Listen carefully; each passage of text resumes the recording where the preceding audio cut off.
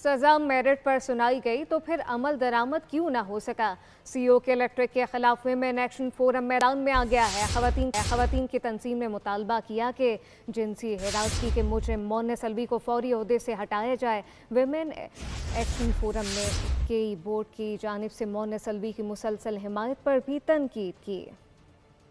मोनिस अलवी को जिनसी हरासगी की सजा पर अमल दरामद का बीड़ा वीमेंस एक्शन फोरम ने उठा लिया। एक खत ने सूबाई मोहतसिब के फैसले की हिमायत की। कहा सिंध हाई कोर्ट ने महज 24 घंटे में एक तरफा स्टे ऑर्डर एक तकनीकी बुनियाद पर जारी किया। हालांकि अदालत इसी केस में दायरे इख्तियार का तयन कर चुकी है। वीमेंस एक्शन फोरम ने केई बोर्ड की जानिब से सीईओ केई की मुसलसल हिमायत मुजरिम की पुश्तपनाही से ताबीर की। तंजीम की जानिब से जारी खत में कहा गया केई बोर्ड में किसी भी खातून की नुमाइंदगी नहीं। एक्सचेंज कमीशन ऑफ पाकिस्तान के मुताबिक बोर्ड में कम अज कम एक खातून का होना लाजमी है। ऐसे में केई बोर्ड और HR ने हिरासगी के इल्जामात की तहकीकात के बजाय मुतासरा खातून को ही नौकरी से बर्खास्त कर दिया। इसके अलावा एक PR लॉबी के जरिए मुतासरा खातून की किरदार कुशी की जा रही है। खत में के इलेक्ट्रिक की जानिब से एजाजात वसूल करने वालों से अपील की गई है कि जिनसी हिरासगी का शिकार खातून की हिमायत में एजाजात वापस करें। WAF ने मामले की आजादाना इंक्वायरी और केई में सिनफी इम्तियाज के मामले पर ऑडिट का मुतालबा कर दिया। सिफारिशात में कहा गया कि अपील के दौरान मोनिस अलवी को ओहदे से हटाया जाए। एक साबित शुदा हिरासानी के मुत्तकिब शख्स को